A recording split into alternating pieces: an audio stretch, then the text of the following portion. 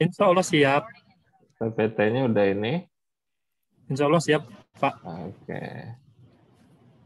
Oke, masih 2 menit lagi ya. Lagi ya.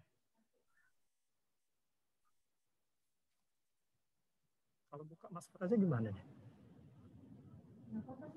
Enak banget. Iya. Nanti ada protesnya.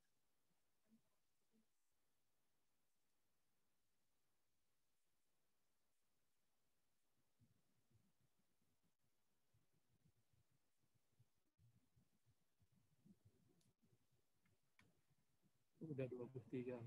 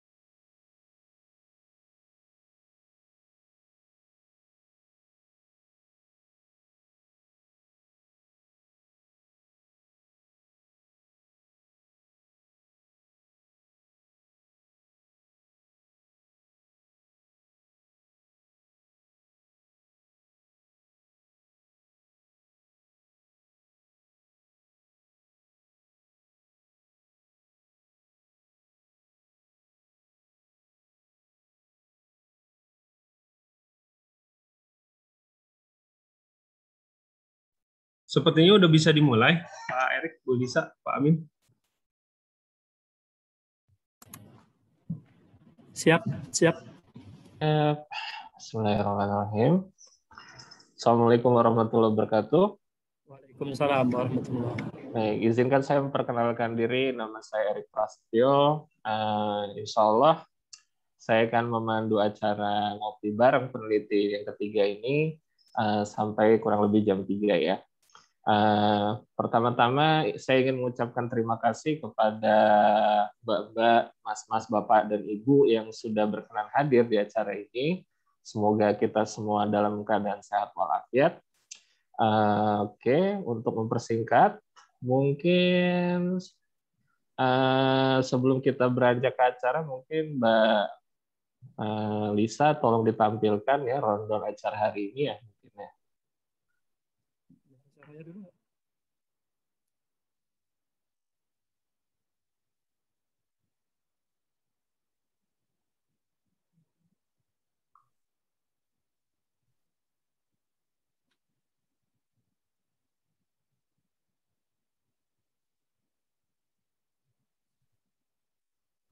Oke. Baik, acara hari ini kita mulai tepat jam 1 pembukaan 5 menit yang sudah kita lakukan barusan saja.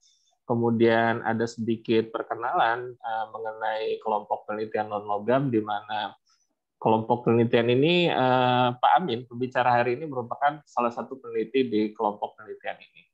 Sampai jam presentasi akan dimulai jam 1:15 sampai jam 1:35, dilanjutkan dengan diskusi tanya jawab kurang lebih selama 20 menit sampai jam 2 kurang 5 menit, dan terakhir adalah penutupan.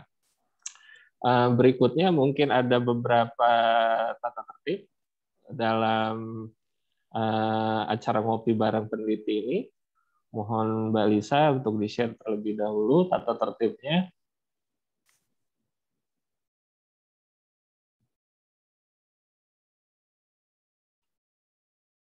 Oke, pertama peserta wajib mengisi link daftar hadir. Jadi link ini akan diberikan pada kolom chat pada pukul 1 sampai jam 2. Pada sesi diskusi, pertanyaan itu dapat diajukan dengan cara pertama mungkin raise hand. Ini akan saya atur kemudian. Jika saya izinkan, tolong sebutkan nama, instansi, dan pertanyaan dari Mbak dan Masnya. Atau dengan cara lain bisa diketik di chat room, nanti akan saya bacakan. Jangan lupa selain pertanyaan, sebutkan juga nama dan instansi. Bagi 3 penanya terbaik pada akhir acara, ini akan diberikan souvenir menarik di mana akan diumumkan dan dipilih oleh Pak Amin sendiri sebelum penutupan. Oke, begitu saja. Saya kira mungkin sebelum Pak Amin perkenalkan beliau. Jadi Pak Amin ini adalah peneliti muda, dimulai karir sejak tahun 1999, jadi sudah lama ya. Dan penelitinya sendiri dari tahun 2010. Topik penelitian beliau ini fokus pada teknik material, khususnya material konstruksi dengan spesifikasinya mengenai pengembangan material semen dan substitusi semen seperti beton, mortar, bata tahan api, dan bata ringan, serta material geopolimer. Beliau sudah mendapatkan beberapa penghargaan atas pengabdian beliau selama bekerja 20 tahun dari Presiden Republik Indonesia berupa Satya Lencana ke-20, dan dari Gubernur Lampung pada tahun 2011 sampai tahun 2016, beliau ini selalu tercatat sebagai juara lomba inovasi daerah. Demikian sedikit yang bisa saya perkenalkan mengenai pembicara kita hari ini. Selanjutnya saya persilakan Pak Amin untuk menyampaikan paparannya. Terima kasih Pak Erik atas waktunya.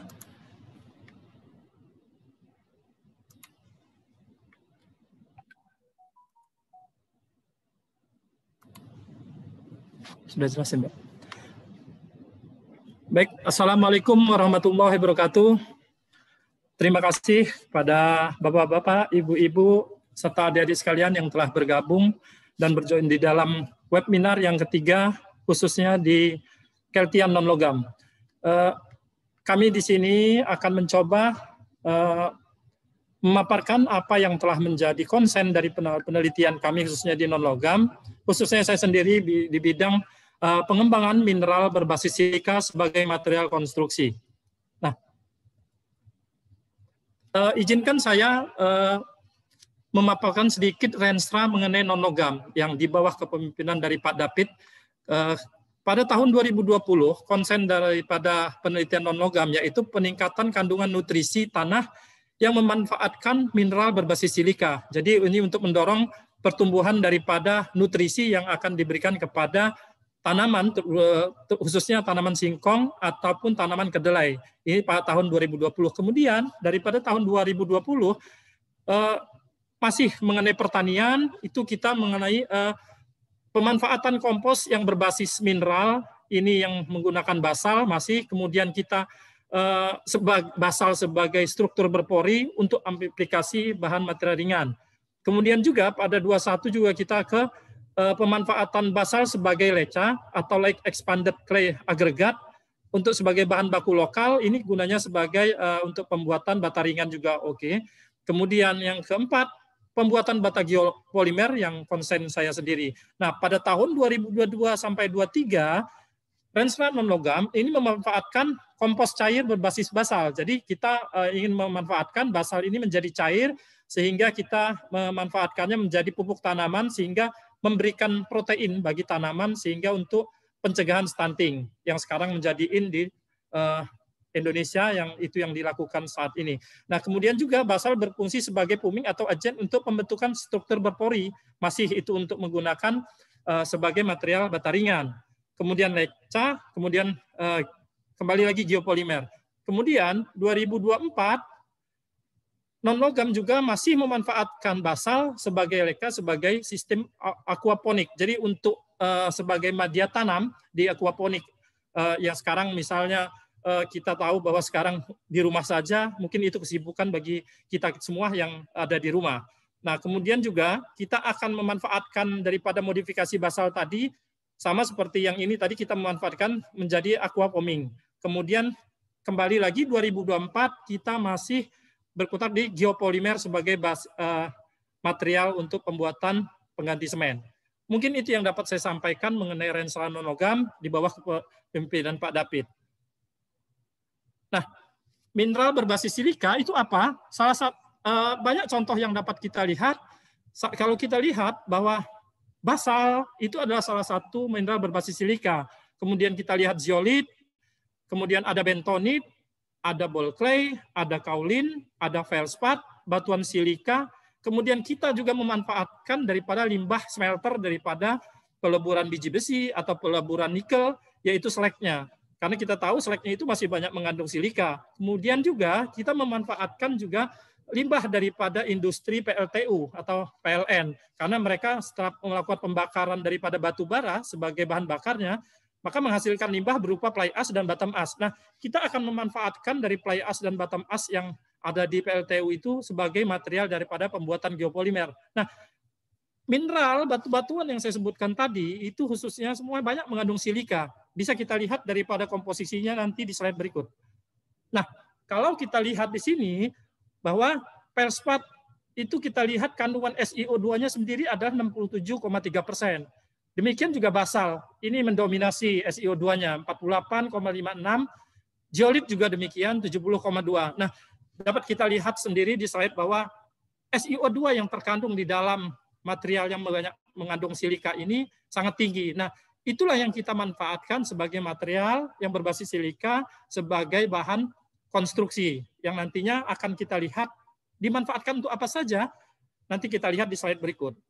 Nah, dari hasil material yang kita lihat tadi, setelah kita hasil analisa XRF, komposisi kimianya, maka kita karakterisasi juga dengan hasilnya XRD-nya. Kalau kita lihat bahwa skampadi, kemudian bentonit, kemudian perlit, kemudian basal, kemudian slag, kalau kita lihat di situ, yang mendominasi adalah SiO2, yaitu atau quartz. Kita lihat fasenya terbentuknya ada quartz.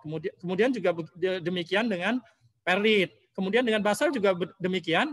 Kalau kita lihat itu adalah anortit, memang itu adalah gabungan dari kalsium aluminat silikat. Nah, silikat yang dapat kita manfaatkan yang ada di basal sebagai material pembuatan atau berbasis silika sebagai pembuatan material konstruksi. Nah, itu ada hasil XRF daripada material yang berbasis silika yang seperti disebutkan di atas tadi.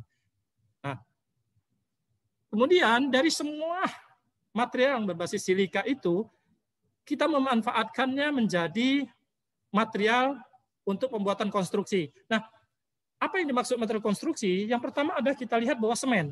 Nah, semen, ketika saat pembuatan semen, itu yang kita lihat adalah klinkernya. Nah, saat klinker atau bahan setengah jadi, itu klinker kita sebut adalah bahan setengah jadi, disebut juga bahan setengah jadi dalam pembuatan semen.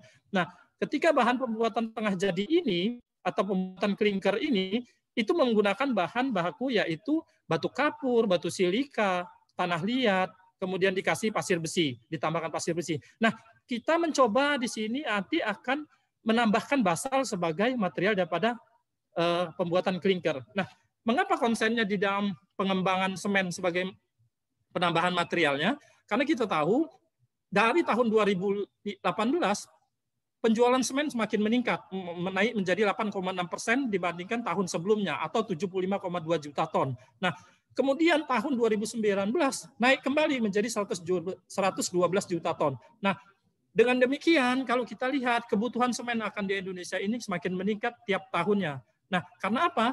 Karena kebutuhan akan semen untuk pembangunan ini semakin meningkat. Tetapi kita lihat nanti apakah dengan meningkatnya permintaan semen, dengan meningkatnya pembangunan dan kebutuhan semen, apakah ada dampak? Kita lihat nantinya. Nah, ini kita lihat mengapa konsen kita untuk sementara ini ke basal.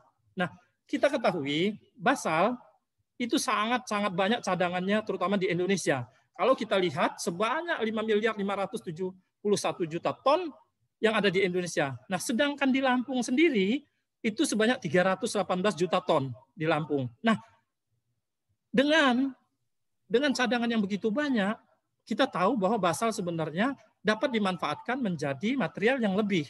Dalam hal ini, material yang dapat dimanfaatkan menjadi nilai tambah yang lebih. Karena kita tahu di Lampung, selama ini basal itu hanya digunakan sebagai pondasi sama penduduk gitu loh. Nah, padahal harapan kita melihat bahwa potensi yang ada di basal itu sangat bisa digunakan sebagai material lebih lanjut yang dapat dimanfaatkan untuk material misalnya semen, misalnya beton. Nah, tetapi sama masyarakat ini selama ini masih digunakan sebagai pondasi. Nah, inilah yang kita akan manfaatkan, kita beri nilai tambah dengan sedikit tentuan teknologi, maka basal akan meningkat nilai jualnya. Itu harapan kita nantinya. Nah, kalau kita lihat mengapa basal, ternyata basal itu sangat berdasarkan persyaratan dari ASTM C61892 bahwa apabila suatu material atau yang mempunyai sifat pozolan itu dapat digunakan menjadi sifat pozolan apabila kandungan SiO2 tambah Al2O3 dan Fe2O3 itu minimal 70%.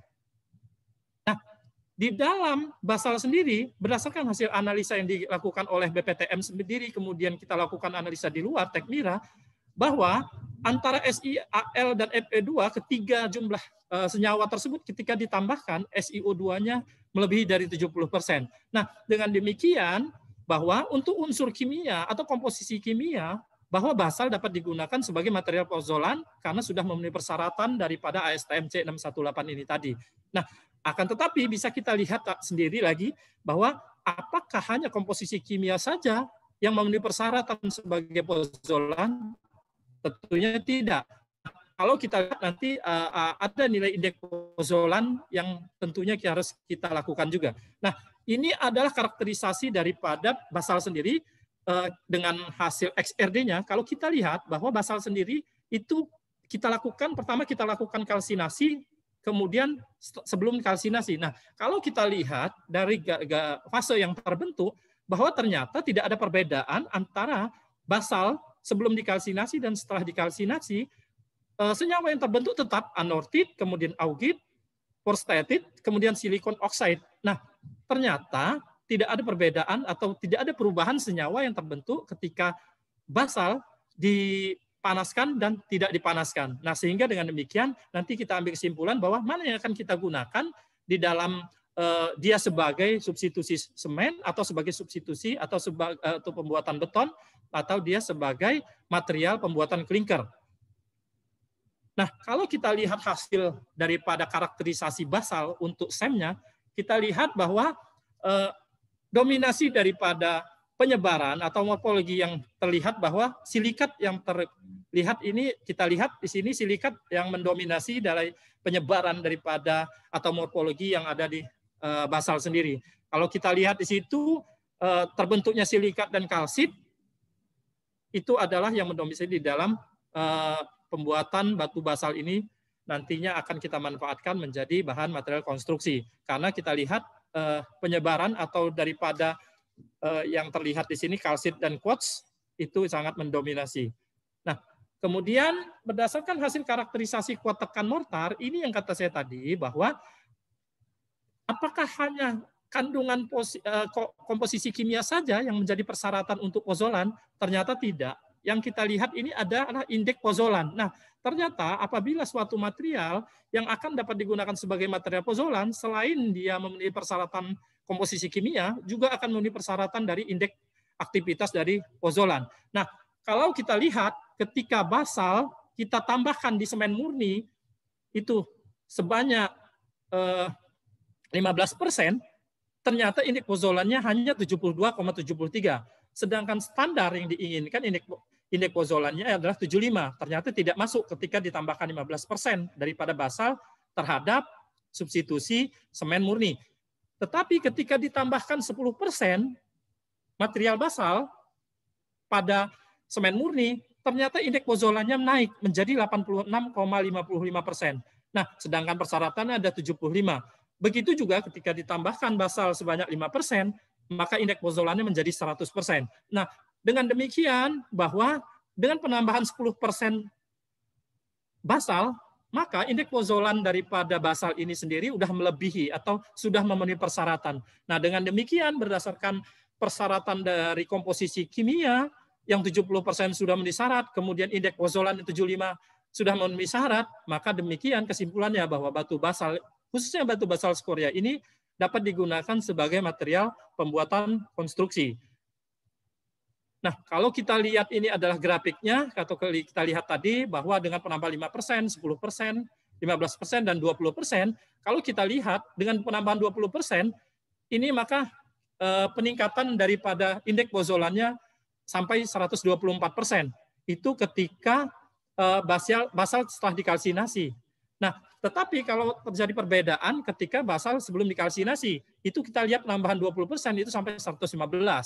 Nah, dengan demikian berarti bahwa material basal juga dapat menjadi substitusi pada pembuatan semen yang akan diaplikasikan ada pembuatan beton, pembuatan mortar, atau nanti di pembuatan pembangunan jembatan dan lain-lain. Nah, ini hampir sama dengan tadi. Nah, kemudian ketika kita melakukan penelitian bahwa basal ini dapat digunakan sebagai material konstruksi, seperti yang di awal saya katakan bahwa kita konsen ke semen. Nah, kalau kita lihat bahwa untuk pembuatan semen itu bahan bakunya atau bahan setengah jadinya adalah klinker. Dan kita ketahui bahwa ketika kita melakukan pembuatan klinker, bahan utama dari pembuatan klinker yaitu adalah batu kapur, kemudian batu silika, kemudian diberikan tanah liat dan ditambahkan dengan pasir besi. Nah, akan tetapi di dalam pembuatan klinker ini bisa kita gunakan bahan baku ketiga, yaitu yang mempunyai sifat pozolan. Nah, karena itu basal yang telah kita lakukan penelitian sebelumnya dengan data yang terdahulu tadi, slide tadi, bahwa basal dapat digunakan sebagai material penambah dalam pembuatan semen karena basal sudah memenuhi persyaratan sebagai material pozolan. Nah, karena itu ketika kita lakukan penelitian pembuatan klinker sebagai bahan baku setengah jadi semen, maka kita tambahkan dengan jumlah daripada pemakaiannya. Kalau kita lihat di sini, kita tambahkan 20%, kita tambahkan 5%, kita tambah dengan variasi 10%. Nah, kalau kita lihat ini berbagai variasi penambahan. Dan kita lihat hasil daripada pembakaran klinker yang dengan 1000 derajat, dengan 1100 derajat, dan 1200 derajat, kita lihat hasil yang memenuhi persyaratan untuk ASTM klinker. Nah, ini adalah standar daripada pembuatan klinker atau mutu daripada klinker. Kalau kita lihat di sini adalah SiO2 yang dipersyaratkan adalah 21 sampai 22%. Kemudian AL2-nya 5 sampai 5,5%. Dan Fe2O3-nya 4 sampai 4,5%. Nah, hal inilah yang dapat kita lihat nanti dari hasil penelitian ketika kita pembuatan klinker ditambahkan basal dengan berbagai variasi suhu juga. Nah, mana yang terbaik berdasarkan hasil penelitian ini? Dapat kita lihat bahwa hasil karakterisasi klinker dengan menggunakan XRF dengan variasi yang sampai 21 variasi ini dapat kita lihat dengan komposisi yang ada, dengan persyaratan yang disyaratkan ASTM bahwa klinker dapat memenuhi persyaratan dengan komposisi SiO2-nya adalah 21 sampai 22. Nah, kalau kita lihat di antara komposisi yang hasil karakterisasi yang komposisi yang beda-beda ini, kita lihat bahwa untuk komposisi 19, 20, dan 21 itu yang mendekati dan memenuhi persyaratan daripada ASTM. Kalau kita lihat, SiO2 yang dihasilkan adalah pada komposisi 19, 21,39. Kemudian CaO sendiri 64,19. Nah, kemudian ada Al2O3 4,98, kemudian Fe-nya 3,87. Nah, berdasarkan hasil penelitian, kita lihat bahwa SiO2, Ca, Al, dan Fe ini yang mendominasi di dalam semen atau di dalam klinker semen. Kita lihat ini yang memenuhi persyaratan. Komposisi 19, 20, dan 21 ini memenuhi persyaratan yang diharapkan daripada ASTM. Nah, dengan demikian bahwa basal dapat digunakan menjadi bahan baku substitusi pada pembuatan semen sebagai pengganti kapur dengan banyaknya adalah 10%, maka klinker yang dihasilkan memenuhi persyaratan daripada yang diinginkan ASTM. Nah, itulah yang menjadi konsen kami di dalam penelitian bahwa basal dapat dimanfaatkan. Karena apa? Karena basal memenuhi persyaratan sebagai material pozolan yang dapat digunakan sebagai substitusi pada pembuatan klinker semen dan memenuhi persyaratan dari ASTM.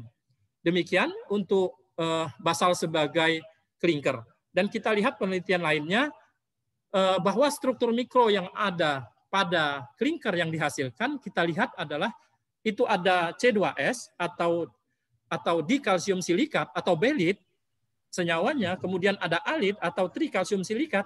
Kita lihat bahwa belit dan alit adalah komposisi yang ada pada klinker yang dihasilkan. Nah, ini adalah senyawa-senyawa yang penting yang diharapkan, yaitu C2S, C3S, selain C4AF atau selain nanti ada komposisi yang lain atau fase yang lain yang diharapkan di dalam pembentukan pembuatan klinker. Tetapi kalau kita melihat berdasarkan hasil penelitian bahwa basal yang ditambahkan di dalam pembuatan klinker sebagai pengganti kapur itu dapat memenuhi daripada kriteria senyawa yang diinginkan, yaitu belit, alit, nah kemudian C4AF. Nah, kalau kita lihat di sini bahwa belit, alit adalah senyawa yang memang dibutuhkan di dalam pembuatan klinker semen. Sementara ketika ditambahkan batu basal di dalam pembuatan klinker sebagai pengganti daripada batu kapur, maka belit dan alit itu nongol atau terlihat di klinker tersebut. Nah, dengan demikian bahwa basal tadi dapat digunakan sebagai bahan baku tambahan dalam pembuatan klinker. Nah, ini kalau kita lihat adalah senyawa yang terbentuk, fase yang terbentuk yaitu alit, belit, dan ferit, itu kita lihat bahwa ini adalah yang diharapkan di dalam pembentukan klinker. Nah, kemudian ini adalah penelitian lain. Karena kita lihat dan kita tahu bahwa berharap bahwa material yang dapat digunakan sebagai substitusi semen, sebagai substitusi pembuatan beton, atau sebagai substitusi pembuatan mortar, itu dapat kita lihat. Nggak kunci kamar, Pak. Itu kita lihat bahwa pada saat pembuatan beton, dan ini kita lihat bahwa ketika komposisi semen air itu normal, ketika tambahkan di dalam beton itu biji besi, kita tambahkan biji besi, maka kuat tekannya akan meningkat. Kalau kita lihat melihat daripada hasil kuat tekan yang dihasilkan daripada beton yang ditambahkan biji besi, kalau kita lihat di sini adalah bahwa pada umur 28 hari ini adalah kondisi yang optimal. Kita lihat ketika kita tambahkan sebanyak 50% biji besi di dalam pembuatan beton, maka kuat tekan yang dihasilkan sampai 43,77 MPa. Nah, demikian juga ketika ditambahkan 40% biji besi, maka kuat tekan yang dihasilkan adalah 38,66 MPa. Nah, kalau kita lihat dari hasil kuat tekan yang pada pembuatan beton yang ditambahkan biji besi, maka kekuatannya ini akan bertambah atau melebihi daripada kekuatan beton yang diharapkan adalah K350. Tetapi ini sampai 43,77 MPa atau 437 kg per cm persegi. Nah, dengan demikian biji besi ini berpengaruh ketika ditambahkan dalam pembuatan beton. Kalau kita lihat lagi bahwa karakterisasi yang dihasilkan di dalam pembuatan beton K350 dengan variasi 50 ada sebesar 21,35, kemudian CaO 34,46% dan Fe juga 32,59%. Kalau kita lihat dari sini bahwa SiO2 mengapa turun? Karena kita lihat bahwa pasir yang tadinya yang diharapkan normal, tetapi ini ketika ditambah pada beton normal, ini ditambahkan dengan biji besi. Nah, dengan demikian Fe-nya akan meningkat. Nah, terlihat jelas bahwa ketika dikarakterisasi dengan XRF bahwa Fe-nya akan meningkat menjadi 32%. Nah, dengan demikian bahwa biji besi berpengaruh terhadap kekuatan daripada pada beton ini sendiri. Nah, dengan demikian kalau kita menginginkan beton dengan mutu tinggi melebihi K350, nah, maka biji besi adalah menjadi suatu alternatif yang dapat digunakan sebagai agregat untuk meningkatkan nilai kuat tekan pada pembuatan beton. Nah, demikian untuk pembuatan beton yang dapat saya sampaikan. Kita lihat lagi penelitian selanjutnya. Nah, ini adalah bahwa pengembangan material berbasis silika untuk geopolimer. Nah, mengapa geopolimer? Nah, latar belakang permasalahan itu adalah kita tahu tadi bahwa saya katakan awal bahwa penjualan semen, keinginan semen semakin meningkat tiap tahun. Akan tetapi kata saya tadi bahwa ternyata dengan meningkatnya permintaan semen, dengan meningkatnya volume penjualan semen akan memberikan dampak kepada lingkungan. Mengapa demikian? Ketika kita melakukan pembakaran, pembuatan semen, ketika melakukan pembakaran klinker pada rotary kiln, nah ini menggunakan bahan bakar yaitu batu bara. Nah, ketika batu bara ini dilakukan pembakaran, maka dia akan melepaskan gas sulfida dan gas CO2. Nah, hal inilah yang menjadi penyebab daripada salah satu penyebab daripada pencemaran lingkungan. Nah, dengan demikian kita berpikir bagaimana caranya kita menghasilkan semen yang ramah lingkungan, atau dalam arti tidak menghasilkan daripada limbah atau polusi. Nah, dengan demikian kita harus berpikir bagaimana caranya. Nah, caranya adalah bagaimana dengan kita lakukan pembuatan geopolimer. Apa itu geopolimer? Nah, kalau kita lihat, geopolimer adalah untuk mengurangi, salah satu alternatif untuk mengurangi daripada pencemaran udara yang diakibatkan adalah oleh pembuatan semen konvensional. Nah, apa itu geopolimer? Yaitu suatu material yang terdiri dari atom-atom silika dan alumina serta oksigen, kemudian disintesa menjadi aluminosilikat dengan menggunakan atau dengan penambahan aktivator larutan alkali yaitu NaOH, maka akan menjadi suatu semen yang menjadi ramah lingkungan. Kalau kita lihat di sini daripada ikatan struktur kimianya bahwa ada perbedaan ketika antara semen konvensional dengan semen geopolimer. Kalau kita lihat di sini bahwa semen geopolimer itu akan menghasilkan ikatan senyawa Si kemudian Al. Nah, sedangkan ada perbedaan ketika dia menggunakan senyawa. Kalau kita lihat di sini bahwa antara senyawa geopolimer dengan semen biasa itu ikatannya berbeda. Kalau semen geopolimer ikatannya adalah Si dan Al, tetapi kalau dengan semen biasa atau semen konvensional ikatan terjadi adalah Si dan CaO. Kita lihat adalah perbedaannya. Nah, ini yang diharapkan menjadi pembeda daripada semen biasa atau semen konvensional dengan semen geopolimer. Nah, apa yang dibutuhkan? Ketika yang dibutuhkan adalah untuk pembuatan geopolimer adalah material-material yang mengandung silika dan alumina. Nah, seperti yang telah di slide awal tadi, material apa saja yang banyak mengandung silika dan Al? Nah, ternyata di situ ada batu silika, kemudian ada basal, kemudian ada kaolin, ada bentonit, kemudian ada perlit. Nah, material-material yang saya sebutkan ini adalah yang potensi untuk dijadikan material geopolimer. Nah, ini adalah hasil penelitian yang kita lakukan geopolimer tersebut. Kalau kita lihat di sini komposisi yang saya lakukan adalah kita lihat menggunakan bentonit. Kita tahu bahwa bentonit ini sangat kaya akan silika dan Al.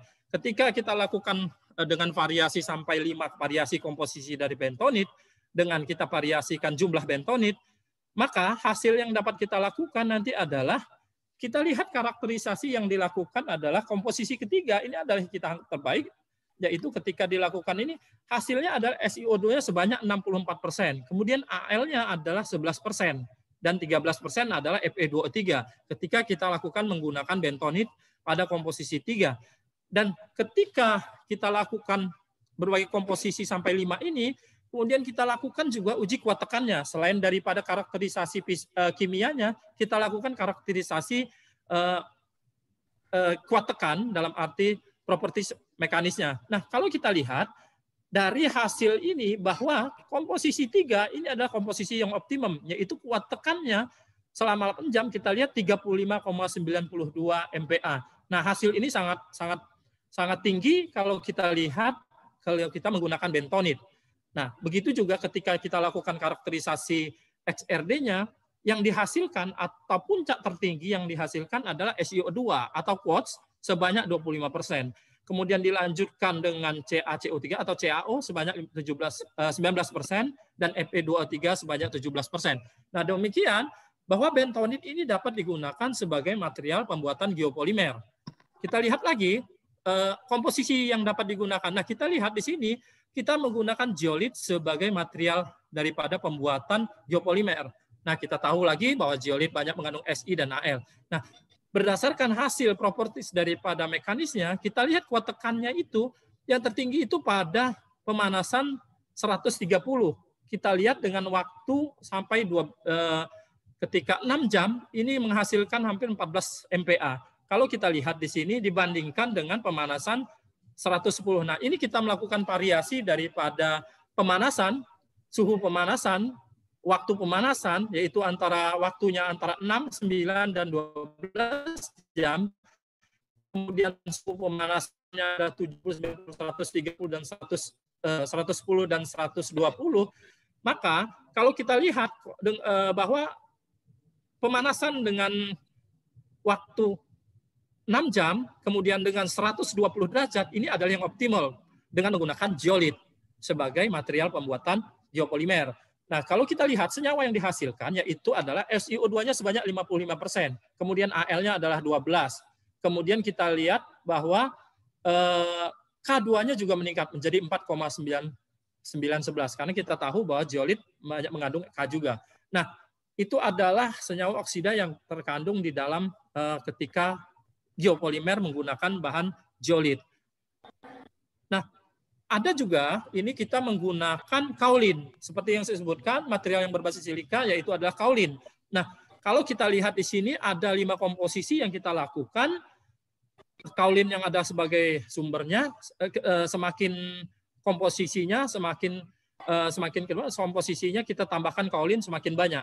Nah, berdasarkan hasil uji kuat tekan dengan suhu pemanasannya adalah 480, kemudian 60, dan 70 dan 90 derajat, kemudian waktunya 9 jam, maka kita lihat bahwa kuat tekan yang dihasilkan ini cukup tinggi. Kita lihat komposisi 2 itu adalah yang mendominasi. Kita lihat bahwa 40,38% itu pada 90 derajat, 40,38 MPa yang dihasilkan pada kuat tekan. Sementara ketika dia pemanasan dilakukan 70 derajat, itu pada komposisi 2 itu hanya menghasilkan 35. Jadi ketika dipanaskan 90, maka akan menghasilkan kuat tekan bertambah. Nah, dengan demikian kita lihat bahwa waktu kemudian temperatur ini sangat berpengaruh pada kuat tekan yang dihasilkan pada geopolimer. Kita lihat bahwa pada penelitian ini ketika menggunakan kaolin, komposisi 2 itu adalah yang terbaik. Kita lihat adalah 28,71% dengan hasil ketika dipanaskan 9 jam dengan suhu pemanasan adalah 70 derajat, kemudian 90 derajat, maka kuat tekan yang paling optimum adalah 90 derajat. Dengan hasilnya adalah 40,38 MPa. Nah, dengan demikian, ini adalah komposisi yang keempat, hasil penelitian yang keempat. Kita lihat kita menggunakan slag.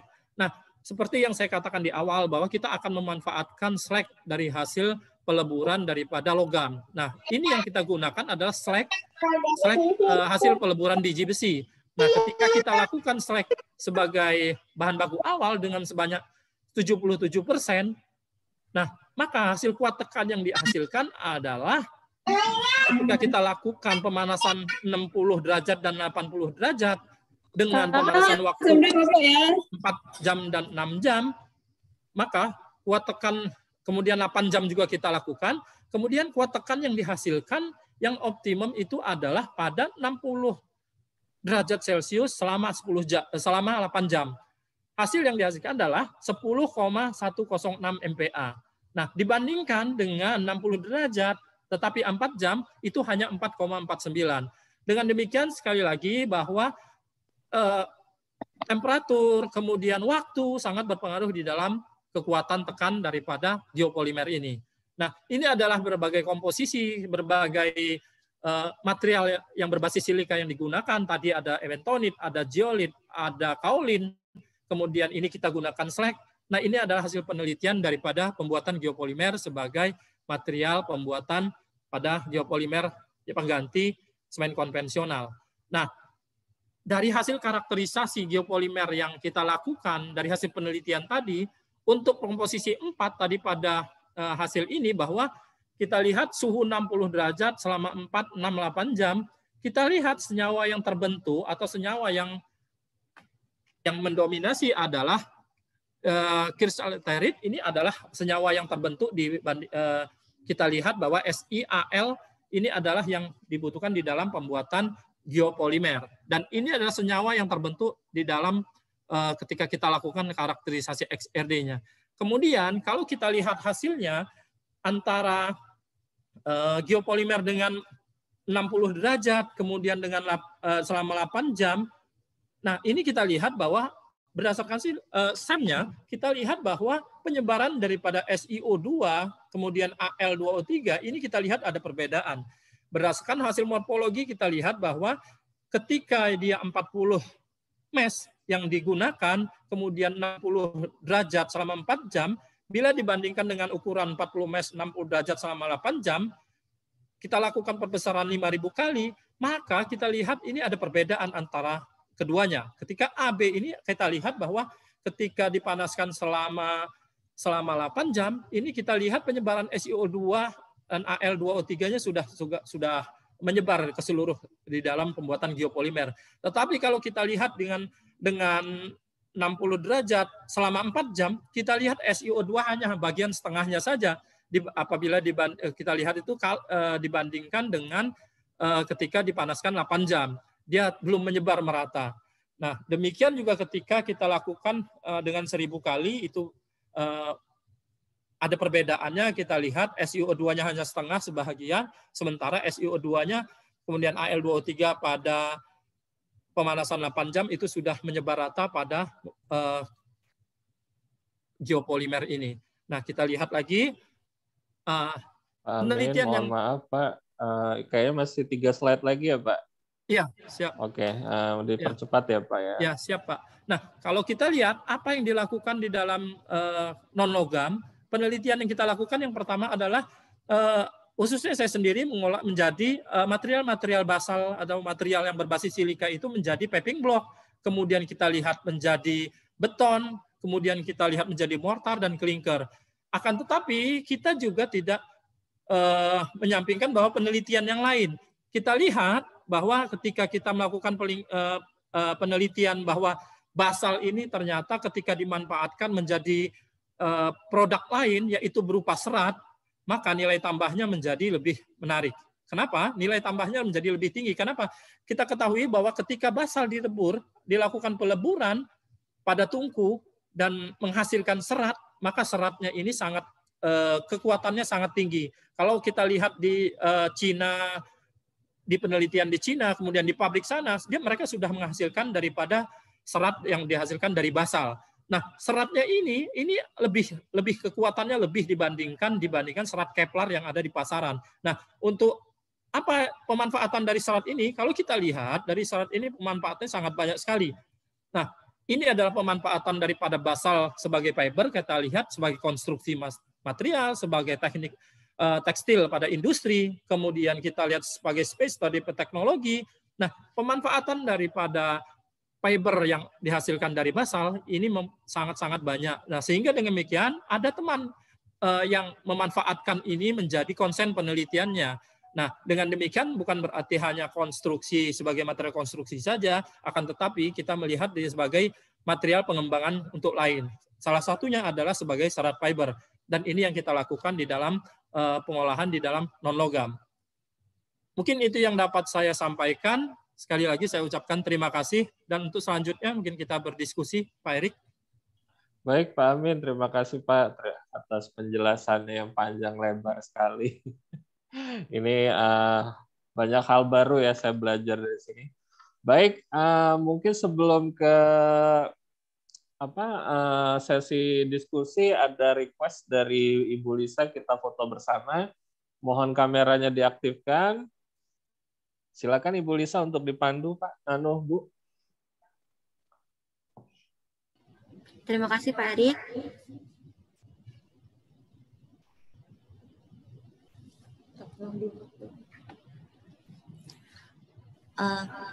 Mohon maaf untuk kesediaannya mengaktifkan kamera karena kita akan melakukan sesi foto bersama. Pak David, sudah oke. Oke. Ya. Silakan Ibu Lisa. Yang lain. Oke. Saya mulai dari slide pertama. Kita foto bersama. 1, 2, 3. Sebentar. Oh ya, diulang sekali lagi ya. 1, 2, 3. sebentar.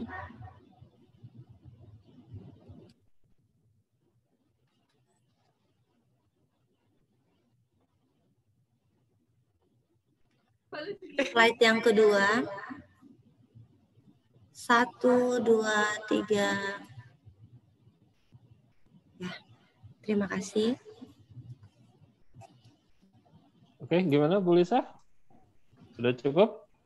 Sekali lagi ya Pak. Oh, sekali lagi. 1, Baik. 2, 3. Oke, terima kasih Pak Erik. Oke, Silakan. sudah ya. Baik, kita sekarang berada di sesi diskusi dan tanya jawab. Ini saya lihat di kolom chat baru ada satu pertanyaan dari Pak Afrizal ya, Pak Afrizal Halim dari Unila. Pertanyaannya adalah, apakah penambahan basalt sebagai bahan tambah pada semen akan memengaruhi reaksi hidrasi semen dengan air seperti reaksi senyawa C2S, C3S, C3A ataupun C4AF, di mana kita tahu bahwa material tersebut berperan dalam kuat tekan beton pada awal perendaman hingga pada lama perendaman selanjutnya. Mungkin silakan Pak Amin ditanggapi langsung aja Pak ya. Baik, terima kasih Pak Erik. Pak Abrijal ya. Baik, saya coba menjawab bahwa memang sangat berpengaruh terhadap reaksi yang dihasilkan pada pembuatan semen. Nantinya ketika ini klinker kemudian dijadikan semen, memang ada terjadi reaksi. Nah, karena kita ketahui bahwa ketika ini dilakukan penambahan basal sebagai material pada pembuatan klinker, kita berharap adalah senyawa yang dihasilkan yaitu C2S, C3S, C4AF itu berbentuk. Nah, berdasarkan hasil penelitian kita tadi bahwa C2S dan C3S itu terbentuk pada klinker semen. Nah, dengan demikian bahwa reaksi antara basal ketika digunakan sebagai substitusi pada kapur atau pengganti kapur, maka hasil yang dihasilkan daripada klinker itu memenuhi persyaratan. Karena kalau kita lihat reaksinya antara C2S dan C3S, yaitu trikalsium silikat, kemudian dikalsium silikat, antara CaO dengan silikat, karena kita ketahui bahwa basal sendiri komposisinya banyak didominasi oleh SiO2 dengan NaL, kemudian adalah CaO. Nah, dengan demikian, komposisi yang ada pada basal ini bereaksi dengan kapur yang dihasilkan pada pembuatan klinker. Memang ada pengaruh memang, tetapi ternyata kalau kita lihat berdasarkan penelitian senyawa yang terbentuk C2S dan C3S, C4AF ini terbentuk pada klinker yang dihasilkan pada hasil penelitian ini. Nah, mungkin itu Pak Aprijal. Baik, terima kasih Pak Amin atas penjelasannya. Berikut pertanyaan dari Mbak Yuliana Sari dari Unila ya. Ini kayaknya pertanyaannya terkait aspek ekonomi dari material yang Pak Amin sampaikan dalam presentasi. Pertanyaan pertama, ini penggunaan biji besi sebagai bahan aditif pada material beton. Kira-kira apakah ini justru akan mengurangi nilai ekonomi biji besi? Itu Pak, atau mungkin kalau saya gabung dengan pertanyaan saya, apakah ada perbedaan spek antara biji besi yang dipakai sebagai bahan baku semen dengan biji besi yang akan kita pakai sebagai lebur besi baja, gitu ya. Kemudian yang kedua, penambahan basal sebagai material substitusi semen itu apakah akan menurunkan kuat tekan dari beton tersebut? Hasil optimal diperoleh pada hanya penambahan 5% basal. Jadi ini nilainya itu apa sih, basal itu kayaknya kecil banget gitu Pak ya. Jadi dengan nilai 5% ini apakah sumbangan ekonomi basal itu signifikan atau tidak? Mungkin seperti itu. Silakan Baik, Pak Amin. Saya coba jawab ya Pak Erik ya. Dari Yuliana Sari ya. Yang pertama adalah kalau kita lihat ternyata biji besi ini kalau kita bandingkan dengan, kan kita lihat di sini biji besi ini sebagai pengganti daripada batu split. Nah, arah kita adalah high strength atau bahkan ultra high strength. Nah, ketika kita menggunakan biji besi ini ada maksud.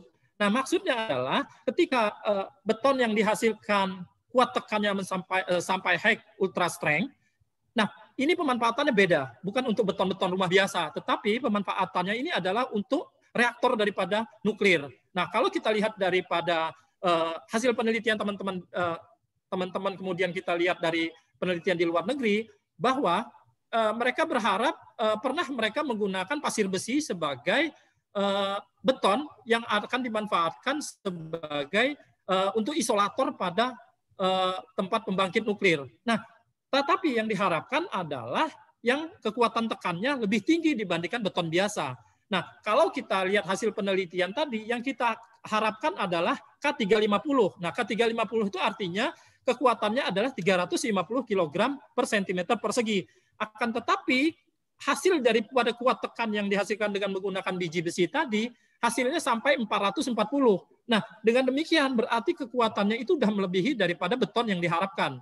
Yang biasanya kita harapkan tadi komposisinya 350, itu menjadi 440. Nah, hal ini yang kita harapkan bahwa dengan kekuatan 440 ini yang dapat dimanfaatkan menjadi beton sebagai pelapis pada pengembangan pada kegiatan pengembangan nuklir. Nah, itulah yang diharapkan ketika kita mengapa pakai biji besi malah tidak ekonomis sebenarnya. Tetapi memang benar kalau kita melihat secara awam memang tidak ekonomis karena biji besi enak seterusnya untuk dilebur saja dibandingkan dengan itu. Tetapi ini pemanfaatannya atau penggunaannya bukan untuk beton biasa, tetapi untuk sebagai isolator pada reaktor-reaktor di nuklir. Nah, itulah kenapa yang diharapkan, yang diinginkan untuk reaktor nuklir itu kekuatan tekan sampai tinggi. Nah, jadi pemanfaatannya yang beda. Kemudian kalau kita lihat yang kedua ya, yang kedua adalah basal sebagai substitusi semen. Memang itu kok hanya 5% bahkan 10%. Nah, memang ada aturan ketika kita melakukan pembuatan semen, dalam hal ini klinker, bahan baku ketiga namanya, pozolan, teras, itu adalah bahan ketiga namanya. Nah, bahan baku ketiga itu bisa ditambahkan pada saat pembuatan klinker sebagai pengganti batu kapur, yaitu bahan baku utamanya, itu maksimum hanya 10%. Nah, itulah yang memang ada aturannya. Memang ketika kita melakukan pembuatan semen di dalam hal ini klinker, ada aturannya bahwa bahan baku ketiga dalam hal ini pozolan itu bisa ditambahkan hanya 5-10% atau maksimum hanya 10%. Nah, sehingga ketika kita lakukan penambahan melebihi daripada 10% atau 20-30%, maka pengaruhnya ada kekuatan tekan. Itu yang di awal. Kita lihat, maka pertanyaan kekuatan tekan ini di awalnya ini kalau ketika kita lakukan sampai 20%, maka kekuatan tekannya malah menurun. Tetapi ketika ditambahkan hanya 5-10%, maka kekuatannya akan lebih dibandingkan ketika ditambah 20 atau 15, 20 dan lainnya. Jadi ketika ditambahkan lebih dari maksimum 10%, maka kuat tekannya akan menurun. Nah, hal inilah yang menjadi dasar kenapa kita tambahkan basal hanya 5 atau 10%. Dan ternyata terbukti bahwa hasil kuat tekannya memang hanya itu, hanya segitu yang diinginkan. Sesuai dengan persyaratan ketika pembuatan semen hanya 5-10%. Nah, mungkin itu yang kedua, kenapa hanya 5% kok yang terbaik? Mungkin itu, Pak Erik. Oke, Pak, mungkin agak sedikit saya tanggapin tadi menyambung pertanyaan dari Mbak Yuliana tadi. Ya. Dalam penambahan biji besi sebagai aditif, itu apakah speknya beda antara yang bisa dipakai sebagai aditif dengan bahan baku yang dipakai untuk peleburan besi baja?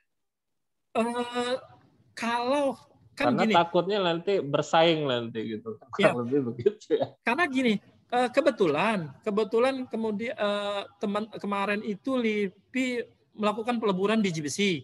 Nah, itu ketika kita melakukan peleburan biji besi yang digunakan itu adalah memenuhi persyaratan yaitu antara sekitar hampir 3 cm sampai sekitar 7 cm. Itu yang diharapkan untuk peleburan biji besi.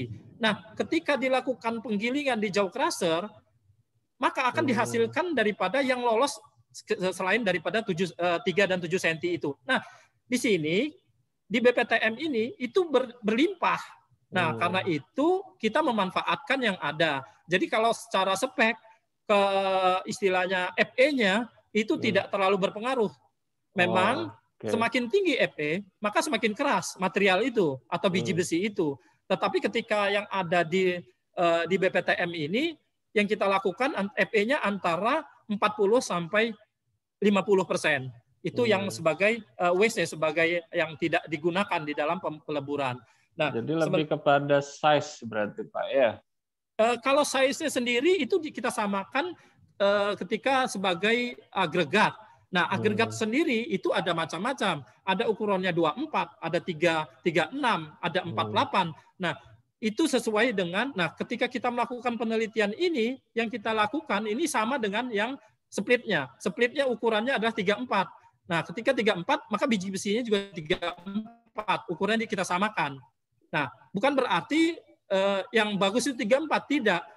Karena bisa juga 48 kita gunakan. Karena sesuai dengan aturan ketika pembuatan beton, penyesuaian daripada agregat yang diinginkan. Ketika kita misalnya nih, jalan tol, jalan tol atau jalan aspal yang kita dilakukan oleh teman-teman di PU itu, dia menggunakan agregatnya lebih besar.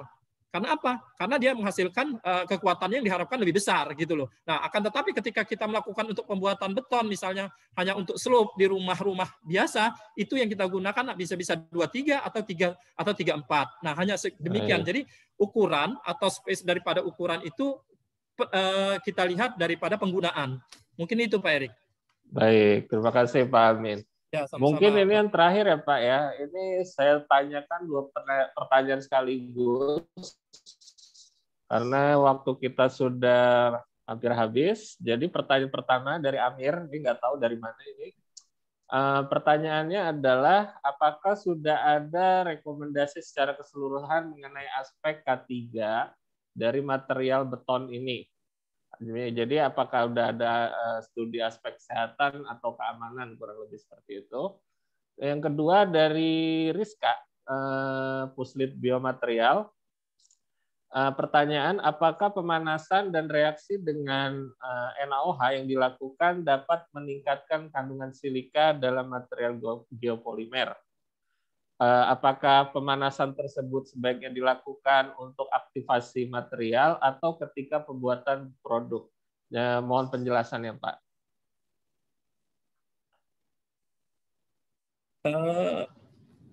Untuk aspek K3 ya, ini tapi nggak ada namanya ya Pak Erik ya?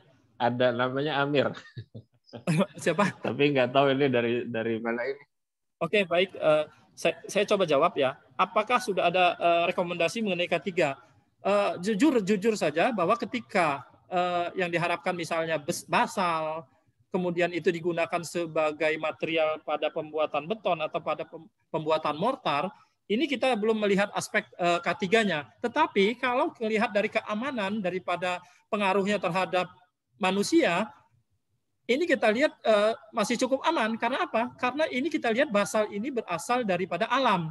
Karena bersifat alam, batuan dari alam, tidak beda dengan batu kapur, dengan batu silika, atau pasir besi, atau tanah liat. Nah, kita lihat bahwa ketika batu kapur, batu silika, tanah liat, dan pasir besi ketika dijadikan satu dan sebagai material klinker semen, dan dijadikan semen, apakah itu ada pengaruh terhadap manusia? Ternyata selama ini saya belum melihat penelitiannya, pengaruhnya secara besar terhadap, atau efeknya terhadap manusia. Nah, demikian juga kita sudah melihat bahwa ketika klinker ini kita tambahkan basal, sama saja. Kalau saya anggap sama saja, karena ini berasal dari alam. Saya berharap ini tidak berpengaruh terhadap manusia atau berdampak pada manusia nantinya, karena ini bersifat atau sifatnya dari alam. Sama saja dengan penggunaannya sebagai batu kapur. Nah, mungkin itu Pak Erik kalau Pak, untuk segi K3-nya. Nah, kemudian dari Rizka ya, dari Biomat, ini pemanasan atau reaksi dapat pada pembuatan polimer. Kalau kita lihat bahwa ketika NaOH dipanaskan pada saat pembuatan atau produk menjadi produk pada geopolimer, itu akan menjadi reaksi, dan reaksinya adalah reaksi kenapa? Berfungsi daripada NaOH sendiri sebagai aktivator, dan diharapkan di sini adalah aktivator alkali. Nah, kemudian kita tambahkan adalah polimernya. Nah, polimer yang kita tambahkan di sini adalah sodium silikat. Nah, kita harapkan ketika sodium silikat yang dalam hal ini adalah banyak sekali silikanya, atau dia kan disebut juga silika cair. atau water glass. Nah, ketika ini ditambahkan dengan material seperti kaolin atau bentonit, kemudian diaktifasi oleh NaOH, maka harapannya adalah ketika polimer ini menjadi polimerisasi dengan diaktifasi oleh NaOH. Dan NaOH ini juga bermain atau berpengaruh molaritasnya. 28 atau 16 atau itu berpengaruh molaritasnya berpengaruh terhadap kekuatan daripada si geopolimer yang dihasilkan. Selama ini berdasarkan hasil penelitian daripada rekomendasi daripada penelitian yang kita lihat 12 sampai 15 M ini adalah yang menghasilkan kualitas daripada kuat-tekan yang cukup optimum. Nah, ketika geopolimer ini kita aktifasi dengan NaOH sebesar 12 atau 15 M, maka kuat tekan yang dihasilkan sangat tinggi atau lebih optimum dibandingkan dengan menggunakan NaOH yang 8, 6 misalnya gitu. Nah, itu lebih ini. Nah, dengan demikian bahwa NaOH ini berperan penting di dalam pembuatan geopolimer sebagai aktivasi. Nah, ketika kita lakukan aktivasi menggunakan NaOH, kemudian kita lakukan pemanasan, dan pemanasannya pun ini kita lihat tidak boleh sampai dia melebihi daripada 100 derajat. Karena kita lihat kalau 100 derajat ini dilakukan pemanasannya, maka polimerisasi yang ada itu malah justru pecah, sehingga ikatan polimer dengan silikanya itu yang dihasilkan dari aktivasi NaOH-nya maka akan putus. Nah, sehingga ketika berdasarkan hasil penelitian teman dan yang kita lakukan, kemudian berdasarkan literasi, bahwa tidak boleh melebihi yang optimum itu hanya sampai 80. Bisa ada 90, tetapi waktunya tidak boleh cukup lama. Nah, jadi suhu juga berpengaruh di dalam pembuatan geopolimer. Jadi yang maksimum itu kita tambahkan adalah 80 derajat. Nah, dengan demikian bahwa aktivasi NaOH berpengaruh terhadap kuat tekan geopolimer yang dihasilkan. Mungkin itu Pak Erik. Oh, baik, terima kasih Pak Amin atas penjelasan yang panjang lebar. Saya kira semoga bermanfaat apa yang dijelaskan oleh Pak Amin hari ini, bisa menambah wawasan ilmu kita. Mohon maaf karena waktu yang membatasi kita, saya cukupkan untuk sesi diskusi sampai sekarang. Sebelum berlanjut ke penutupan, mungkin saya ingin bertanya ke Bu Lisa, apakah ingin ada yang disampaikan Bu Lisa untuk acara ngopi 4-nya? Nggak ada, Pak. Oh, baik, terima kasih Bu Lisa. Mungkin oke, kalau tidak ada mungkin sesuai janji di awal tadi akan ada pengumuman door prize untuk 3 penyanyi terbaik. Ini saya rules-nya gimana ya Bu Lisa ya? Apakah semua ditunjuk oleh Pak Amin? Mungkin bisa 2 Pak Amin, 1 Bapak. Oh, baik. Silakan saya beri kesempatan kepada Pak Amin untuk memilih 2 penanya terbaik. Silakan Pak Amin. 2 ya. Baik, karena penanyanya juga karena mengingat waktu, akhirnya penanya juga terbatas. Saya memilih penanya pertama yaitu Aprijal, kemudian penanya kedua yaitu Yuliana Sari. Itu baik. Sebagai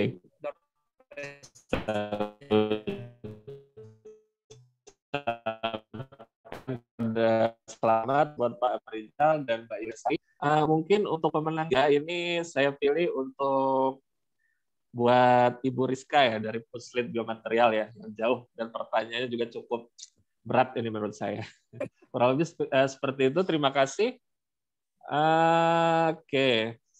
Sebelum saya tutup, mohon kepada peserta untuk mengisi daftar hadir presensi. Ini sudah saya share lagi di kolom chat. Bagaimana Ibu Lisa? Apakah ada yang ingin disampaikan dari pihak penyelenggara acara ngopi? Tidak ada? Maaf, saya belum nggak bisa dengar, Bu. Lagi di mute, Pak.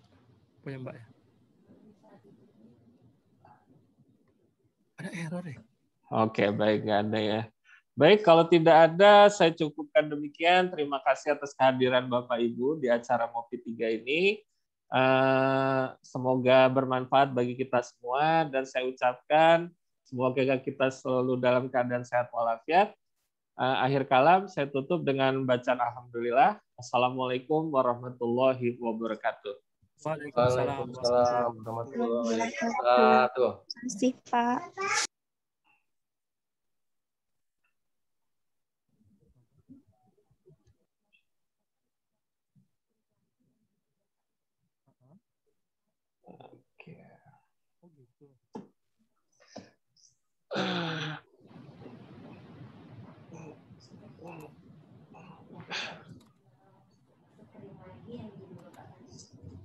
Mas Topi, Udah.